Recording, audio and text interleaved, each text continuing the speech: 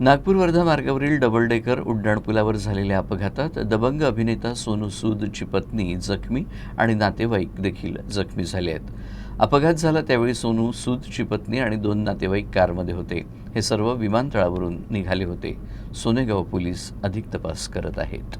नागपूर वर्धा मार्गावरील उड्डाणपुलावर सोमवारी रात्री 10:30 वाजताच्या सुमारास हा अपघात झाला. अपघाताच्या वेळी सोनाली सूद, सुनीता साळवे आणि सिद्धार्थ साळवे कारमध्ये होते. हे लोक सोनाली यांना विमानतळावर पिक करण्यासाठी गेले होते आणि विमानतळावरून निघाले होते. दरम्यान उड्डाणपुलावर एका कारने त्यांच्या कारला ओव्हरटेक केलं. त्याच वेळी त्यांच्या कार चालकाला रस्त्याच्या कडेला उभा असलेला ट्रक दिसला नाही आणि त्यांची कार मागून ट्रकला जाऊन धडकली. अपघातात कारचा पुढचा भाग चकनाचूर झाला. कारच्या पुढच्या दोन्ही एअरबॅग्स उघडल्या. या अपघातात कारमधील तिघेही जण जखमी झाले.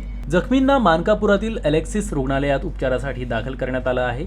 त्यांची प्रकृती स्थिर आहे. घटनेची माहिती मिळताच सोनेगाव पोलिसांनी गुन्हा दाखल केला आहे आणि अज्ञात कार आणि ट्रकचा शोध घेण्यासाठी सीसीटीव्ही कॅमेऱ्यांचे फुटेज तपासले जात आहेत. या अपघाताची माहिती मिळताच सोनू सूद मंगळवारी सकाळी नागपूरला पोहोचला आणि अलेक्सिस रुग्णालय गाठलं. सध्या तिघांचीही प्रकृती स्थिर आहे.